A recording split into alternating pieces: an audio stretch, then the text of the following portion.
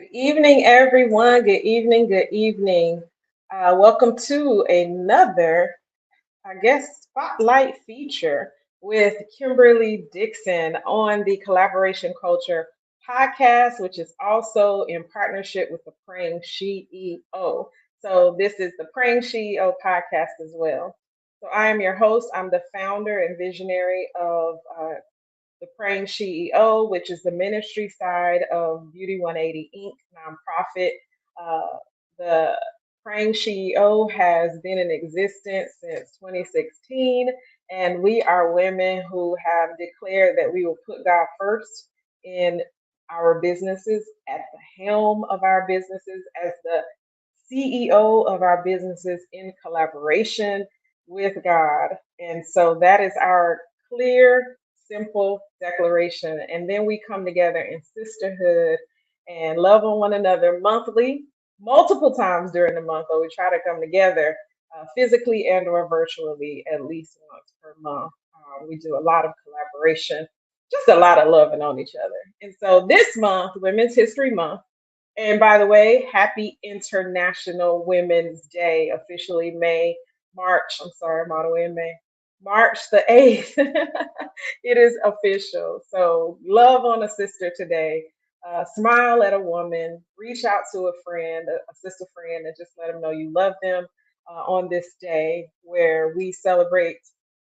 Oh, good evening, Rhonda. Good evening. Please share out the broadcast. But where we celebrate womanhood, the strength and power and resilience of a woman. So I'm excited to be here. And I do not want to, as they say, belay the time. I have a dear person to me on the podcast tonight, Kimberly Dixon, who is a life coach. You probably saw her bio, speaker, and nationally known author. She's the author of 5 books right now. Who knows what'll come from her?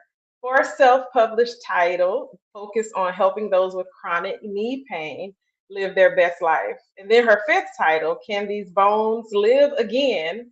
Glory, is a moving, emotional, and funny at times memoir that leaves readers wanting more. And Kimberly, also as a certified life coach, she's also a Christian coach, holistic pain management and meditation expert, and a certified practitioner of neuro linguistic programming.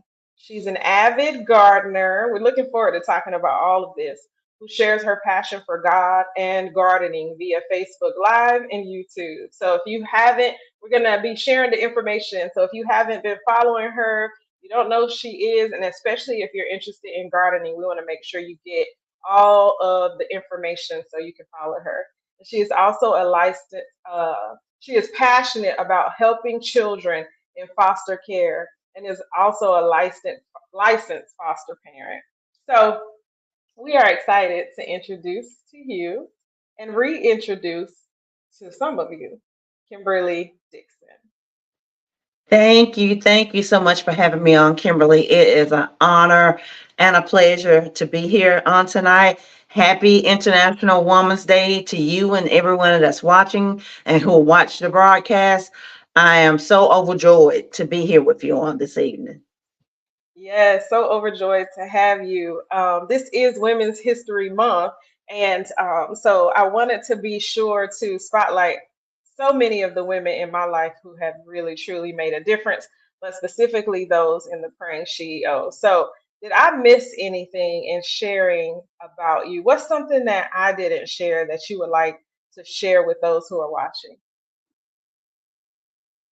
Well, I don't think you really missed anything, but the biggest thing is I love connecting with God through nature. So I enjoy camping. I enjoy hiking. I just enjoy nature. I enjoy being a witness to God's beauty. Yeah. So, where So are I you think you hit from it all in the originally? Bible. I am originally from Walnut Cove, North Carolina, which is towards the eastern part, not the eastern, the western part of the state, near Winston-Salem, near in that area. So, do you think that, oh, Rhonda says likewise. So, do you think that that has something to do with the fact that you love being outside that led to all of the other outside loves? Oh, being a it country absolutely girl? does, Kim. So one of my fondest memories is my oldest brother, Floyd, was a Boy Scout when we were growing up. And although my parents continuously told us, don't go into the woods, well, he would take us on hikes through the woods when they were at work. And I remember one particular time we went into the woods, it was a deep, deep snow. We had on new Christmas coats. Uh-huh. My sister fell and rolled down the hill. We went back home Like Jack and Jill. and pretended we didn't go into the woods, but all of our coats are wet, so that gave us away. But it absolutely had an influence. Those are some of my fondest memories of being in nature in the woods. My brother got in the way, and sometimes my older cousins did too. But we were constantly doing things outside, Yeah, and I I don't think love I it. ever lost that. Hmm. I think you have inspired so many people in that way because a lot of times, especially you get your hair done, different things like that. People are like, no, I'm not going outside, especially in these North Carolina summers. But I think that you have inspired a lot of people in that way. I remember going hiking with you, even having some gardening parties, I'll say, because that's what they always felt like. And so, have people reach back out to you to tell you that you've inspired them in many ways when it comes to just getting outside and doing something different to reset and refill themselves? Honestly, Kimberly, I've been astounded at the people who have reached out to me. I literally cannot go into a room without people walking up to me, immediately pulling out their phone and showing me pictures of their garden and telling me, I started a garden because of you. I watch your show Right. everywhere I go, even at your Hues of Brown event. Before I Yeah. got to my seat, I know five people, five stopped me and showed me pictures on their phone of their garden. So I'm kind of known as the gardening lady. Went to an event in Wilson. I know no one in Wilson. Like last summer, lady walks up Hmm. to me. I'm trying to say hello. She's pulling out her phone, pictures of her garden. It Yeah. is humbling and Yeah. excited at the same time because I always, and you may remember this, but when I first started coaching and speaking publicly, I always told you and Ryan Ray that I wanted to lead Hmm. a life of impact and influence. Yeah. And over, God keeps showing that to me. Yeah. Yeah. And that makes me want to talk about the journey, but I'm going to go so maybe from present day back instead of back and then to present day. So you have the YouTube channel. You talk about impact and people who are seeing you everywhere. What gave you sort of the nerve, I'll say, to do that? What inspired you to start that YouTube channel? And do you have further goals? Where are you with the YouTube channel? You know, I started the YouTube channel before the gardening, actually, even before I even started a business, I started that channel because I knew I wanted to journal my journey to getting my knees replaced. Yeah. So the very first video I made, I was at I think a basketball camp with my nephews, and I'm always surprised when I look back at it, and it always makes me feel of emotion because Yeah. in that video, I have my leg brace on. I have my Mhm. cane with me.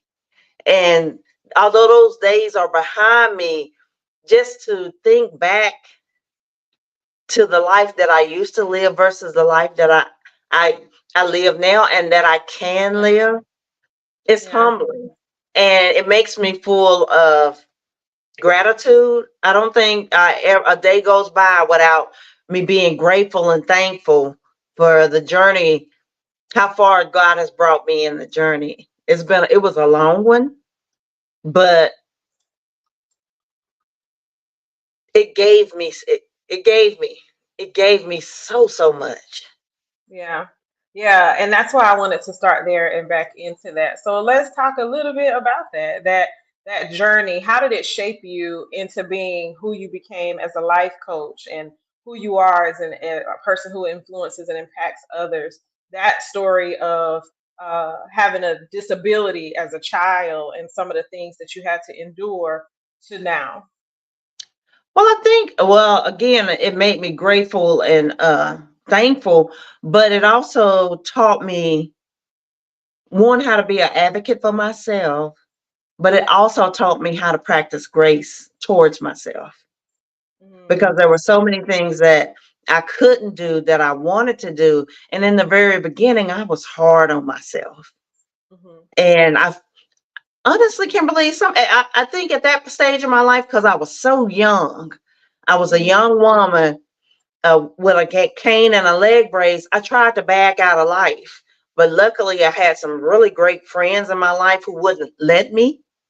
But I Yeah. was embarrassed. Mm-hmm. And in the very beginning, I started writing on a blog that I don't have anymore, but it was just to chronicle that journey. And I remember one of the blog posts, I talked about canes, braces, and all these assistive devices Mm-hmm. that in the beginning I was so headstrong and dead set against using, because it Mm-hmm. made me, I thought it made me look old. I know it made me feel old. Mm-hmm. Yeah. And so I didn't want to use it, but it came to the Mm-hmm. point where I had to use it. So Yeah. um, just through writing on the blog and putting a voice to the Mm-hmm. feelings and emotion that I had, it really helped me to grow. Yeah. Yeah. And so speaking of the journey with the surgeries and all of that in your book, I want to fast forward to the last book because you have several books that have helped people probably all over the world in relation to overcoming pain, specifically knee surgeries and pains and all of that. I've heard you talk about different people who have emailed you or reached out and said how you really made a difference in their life, sharing your journey of pain. So let's talk about Can These Bones Live Again and how you got to that title and that place where you wanted to write that story. Well, actually, the title came about by actually working very closely with my publisher, uh, Noah's Ark Publishing. Just really just talking about part of my story and him knowing, and when I say him, I'm referring to LaValle Bell, him knowing that I'm a God-fearing woman. I love God, and just hearing the story of all the things that I've been through, Yeah. it was so much about the story in the Valley of the Dry Bones in Ezekiel Hmm. 37 and 37 verses 1 through 10, and that's literally where the title of the book came from. Yeah. I actually put that quote in the book because that was my life. Can these bones live again? Yeah. And the answer was Yes, they can. absolutely. By grace. God's By grace. grace. Oh God, Woo. but God's grace. Because when I tell you He kept me, Kim, He kept me. Mhm. Yeah. Yeah. He really did. And I'm so glad he kept you. Is that a song? I'm so glad he kept me. Anyway, I'm so kept you because I want to talk about the life coaching part of your life. And I'm going to share just a short testimony. When people hear me talk about how I used to have vertigo, self diagnosed, and I would get dizzy quite often to the point that I would fall down sometimes or almost fall. I was off balance. And I was trying to figure out what was going on with me, going to ENTs and, all of that, and discovered from a retreat because I was burned out. And I went to this retreat. I couldn't even stay the whole weekend. I think I just ended up coming like one night, and that one night changed my life. And so I want Kimberly to share what sort of tools and things she implemented in that retreat and even in her practice as a life coach that has been life changing for people like me. Well, Kimberly, you really want to know the truth? Most of the Mhm. things that I employ, I use them on myself first Yeah. through my chronic pain journey. Hmm. And the deep breathing, the meditation, the going outside every day, those were my lifelines. Yeah. And I realized that a lot of it, I realized when I would be in a lot of pain, I would naturally hold my breath. Yeah. But when you hold your breath, you increase your pain. So you have to learn to breathe through it, and so that you can release it, and you allow your body to relax, and you can release the pain then. But the things and actually the retreat was only one night. That was the first and the only one I've ever done. People still talk about it. I feel like I But was only there for 2 seconds. Like I felt like I missed something. I think it I was don't something think that you I missed. stayed Maybe I a came night. late. Okay, that's what it was. I didn't stay the night. Yeah. So it was just an overnight journey, but we just talked about being able to refill your cup, being able to step away and reconnect with yourself through God. Yeah. And it was really life changing for the ladies that were there. We had women that were locally, we had some that were from South Carolina. So it was a really great experience because at that time, this has been a few years ago, we really they hadn't experienced that. Some Yeah. of the ladies there, it was their first time ever going to a retreat.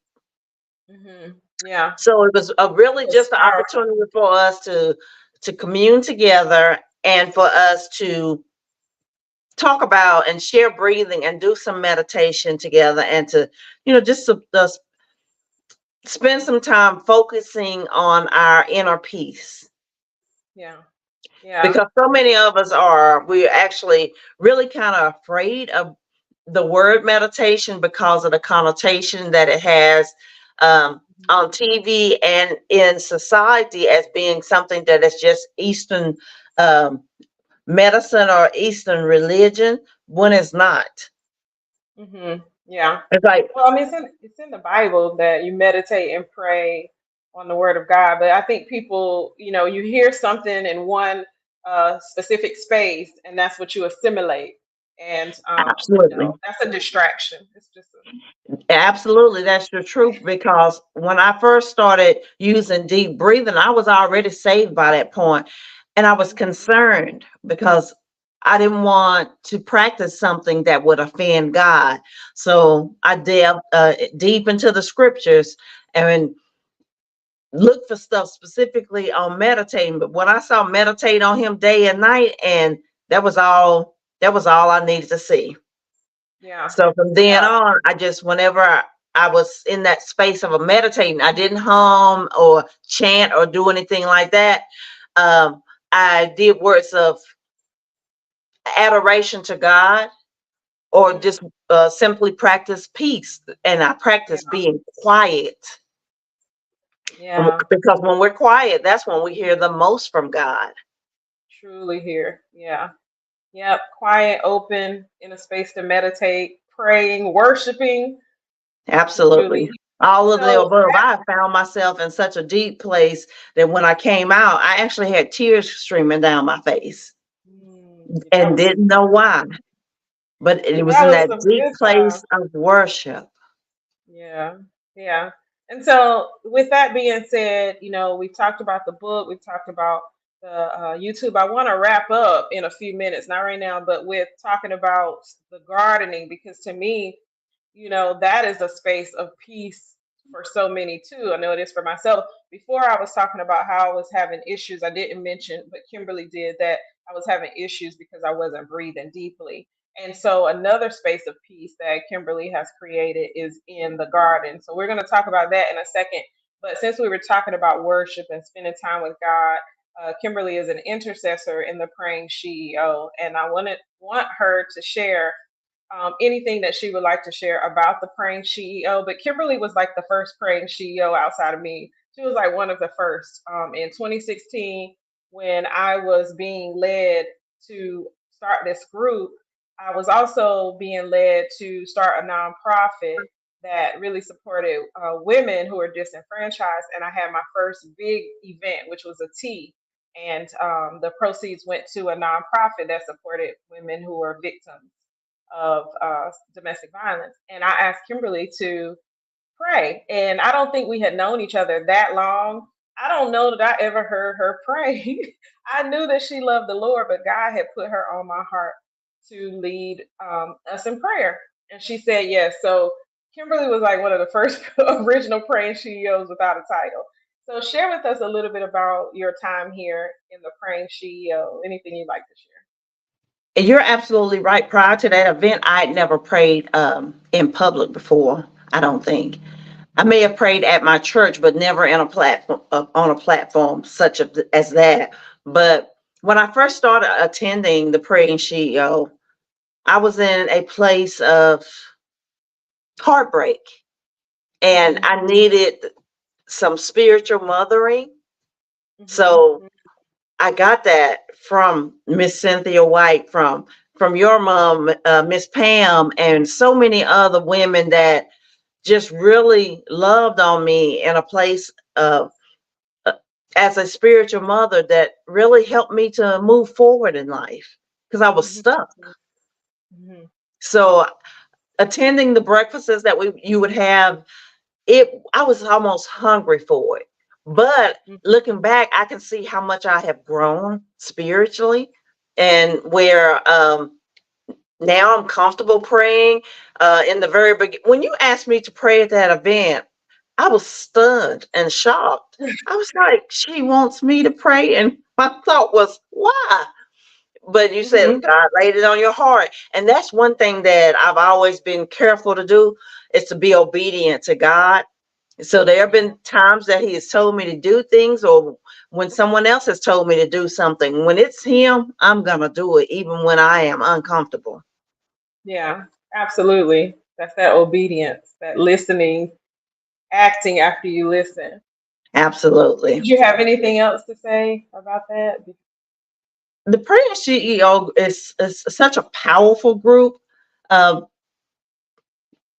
the ladies, we are so spiritually connected, but God is so in the midst, because no matter what lesson, the devotion we do, and what no matter what prayer, you always get a message from someone. That prayer was for me. That message for me was for me. And I remember just the last time I prayed in last month, I had asked you specifically if it was okay if I talked about something. I got two messages that day from different women talking about that was for them.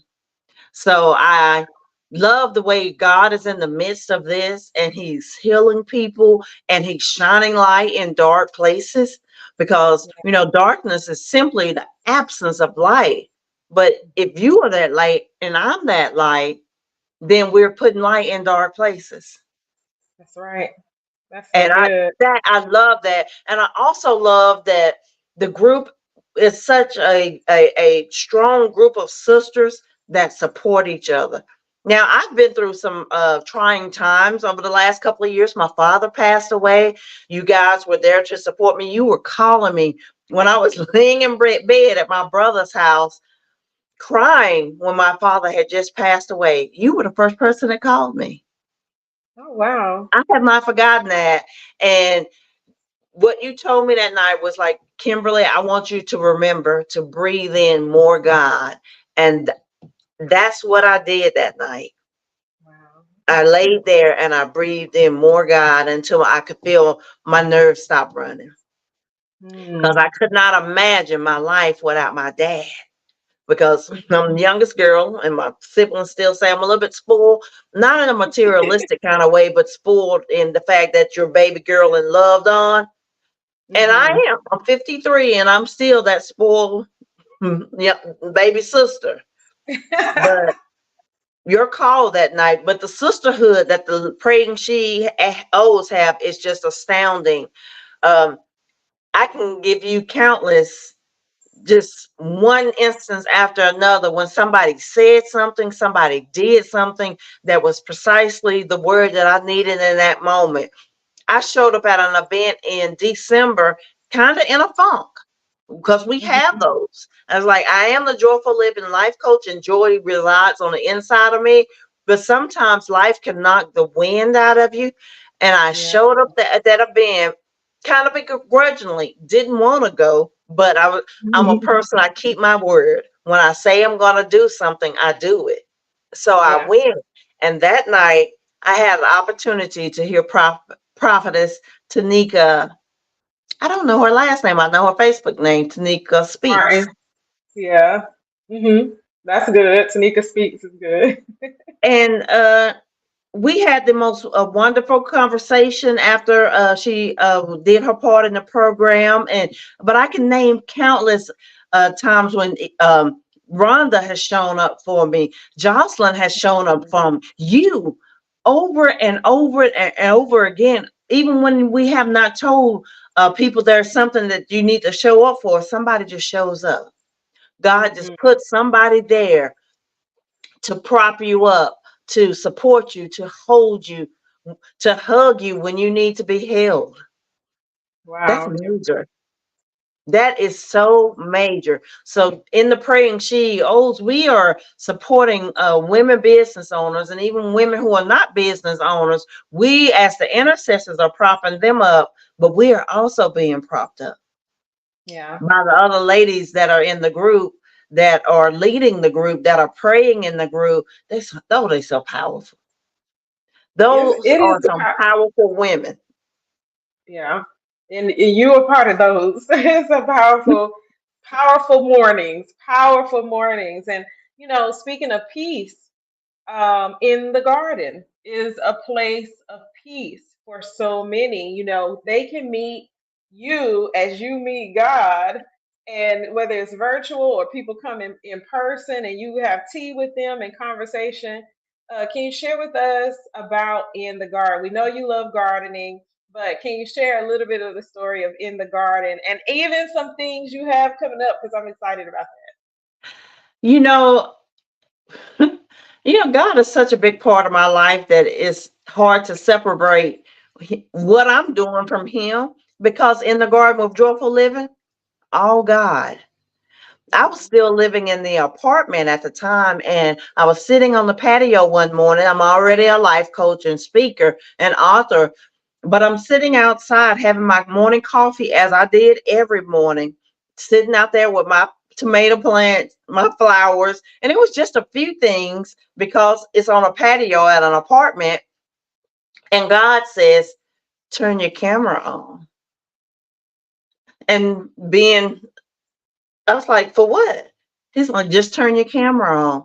So I just turned my camera on and I started walking around my patio, showing people the plants, teaching them about, telling them about the plants, how to care for them. But then I started relating the things with a plant back to your life and then connecting it back to God. Because the thing that I talk about the most, and that is just a resounding topic, and just over and over and over again, is that God is a God of multiplication. And watching a plant grow, it's like watching God in that moment, in that instant, just watching Him do His work. Because think about it this way: you take one seed and you put it in the ground. I got a seed in the ground. You said that the other morning. Got a seed Girl, in the I ground. like to ran. I like to ran out of here. I almost ran out of here. But Oh you gosh. take that one seed and you put it in the ground. It grows one plant that has many fruits on it, that has tens, maybe even hundreds of seeds in it that will do the very same thing that first one seed did. God is a God of multiplication. We're not adding. He's not subtracting. He's multiplying. So Yes. when I see something growing, I sit out there in the mornings and I smile and I'm like, look at God work. Yeah. Yeah. Look at God work. Let me tell you though, I should have prayed more or something. I don't know what happened. My tomato plant died on me. I'm sorry. I don't have now green thumb, but I hang around people who do. Like Kimberly, I tell people the I'm gonna most. try again. That's it. Try again. We Yeah. none of us have a brown thumb. We just need practice because Yeah. my dad helped my sister and I start a garden many, many years ago. I was not a gardener. I didn't know anything about gardening, Mhm. but we had a little plot of land with some tomatoes and peppers and green beans. And it was at my sister's house, so she did most of the care for it. But that feeling of working in the garden talking to Mhm. God, the prayer that I do in that garden, Kimberly. Yeah. I know my neighbors are they all getting blessed because I'll be out there in the morning touching You get and anointed. that I have prayed some things, but some plants that I knew were on the verge of dying. But I would pray over them and talk to God about them. And I would tell the plant, you are the apple of God's eye. He created you. Same Mm. things that we tell ourselves, or we should be telling Yeah, that's ourselves. good. Yeah. Hmm. You are the apple of God's eye. Stand in the mirror and tell yourself that every morning. Because as I said, life can be full of hardships, but it's only hard if you allow it to be hard. Yeah. So when Yeah. we have to tell each other and yourself, I am the apple of God's eye. Girl. One of the things, and we don't have time to go deep into it, but I want to say this. Kimberly has been a wonderful example of faith. And when you hear some of the stories that she shares about faith, and she mentioned having struggles and trials and tribulations and all of that, but some of the stories of faith in which you walk your life out has been so powerful for me. I sit in those. Like sometimes, you ever have a moment and God will bring somebody to your memory and you recall something that they shared. When I think about faith and I may be dealing with a moment, I think about you and strength as well. So I just wanted to we don't have time to go into all of her stories, but I just wanted to share that. And so Kimberly has an event coming up. Letitia said that she grew tomatoes and green peppers by mistake in the front yard. This girl, Wasn't a this mistake, woman it was is, just God. it was God. It was God, It was Dr. just God. Letitia. It was God. No mistakes. That right there, preach. So, Kimberly, what do you have coming up? And we'll wrap up with you sharing your things that you have coming up in the garden. Well, the biggest thing that I have coming up in the garden, because I have not started my spring garden yet, is I'm having a plant sale for the first time ever. Because every year people ask me, "Do you have plants, or do you sell things and things of that nature?" And I went to a plant sale last year, and just to be honest, I was a little bit disappointed.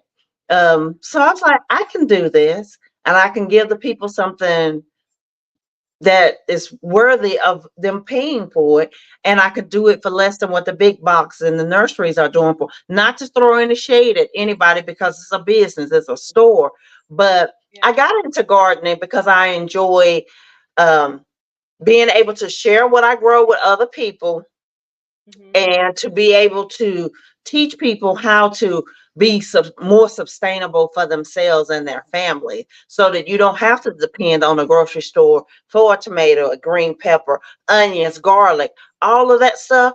Because I remember, Kimberly, during the pandemic, and you could go in the grocery stores and sometimes the shelves would be sparse. And there was somebody did a post about something not being available at the store, and a young lady came back on that post and commented, "What's the big deal? We can just get it at Trader Joe's." And when I say the public just drug her in the dirt, I didn't do that. I felt sad more than anything because I realized people don't know where their food comes from. Hmm.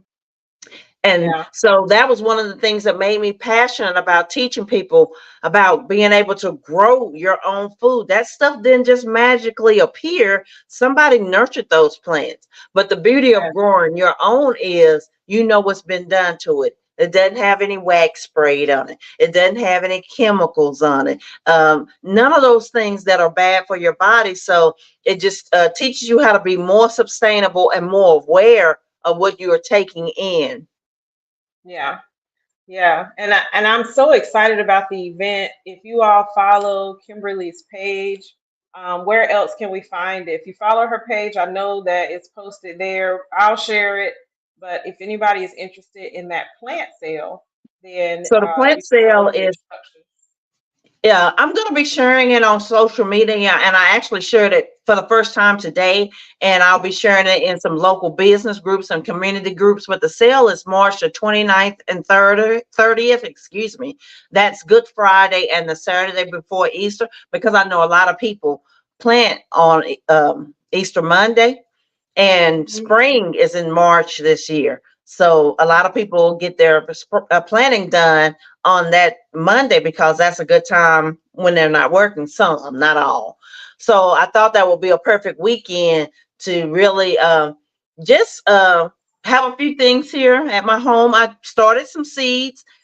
You can see them in the background. It turned out to be way more than I imagined. But I have plants in every room of my house right now. Letitia But said, "Do you have vegetables?" I don't have actual vegetables like you can buy a tomato, but you'll be able to buy the tomato plant. There will be several different varieties of tomatoes: cherry tomatoes, yellow pear cherry tomatoes, Roma tomatoes, beefsteak, and then a mortgage lifter, just and a couple of different varieties of peppers, some flowers, a few herbs, and some house plants. I wanted to start out small because I wanted to get a feel of what the people want. Yeah, So it's not a big huge where you can go and get every variety of everything. There are a few varieties, and I talked to God about it when I first planted the seeds, because I was like, God, I'm gonna do have available at the plant sale whatever germinates, and what doesn't yeah, germinate, I'm not gonna worry about it. I'm gonna put out whatever has grown up on the day of the plant sale. But Kimberly, I think more than anything, I'm just excited to be able to fellowship with my friends, meet some of the community. I love talking to people about gardening. yeah, yeah. And I think that makes it infectious, and people love to hear it. So you guys make sure one more time. I'm gonna put it across the screen to follow Kimberly. You can go to her website, and it'll take you to all of her social media as well as the YouTube channel, and or her. So reach out. You can find her at the Praying SheE.O as well. And so if you if you have any problems finding her, you can find her there. And so thank you again, Kimberly, for joining this evening, for being my feature spotlight guest, our feature spotlight guest in the Praying SheE.O. I guess not really a guest, but a feature. And so we're going to wrap up this Friday evening. I want to say one more time, happy International Women's Day to everyone. I hope you have a great rest of your evening, and we will see you back here with another beautiful, intelligent, powerful woman for our Women's History Month feature. Join us every morning on the Praying SheE.O at 7:30 a.m. in the group for prayer. And if you would like to be spotlighted, then reach out to me at at the praying SheEO at gmail.com. The Praying SheEO, spelled just like what's scrolling across the screen, at gmail.com. Okay? And I'll send you the form. You all have a great rest of your night. Once again, thank you so much to the beautiful Kimberly Dixon. Thank you, Bye, and I'm y'all. so humbled to be here. Bye bye. Absolutely. Thank you. Love you. Love you too. This has been a Coffee and Collaborations Media production.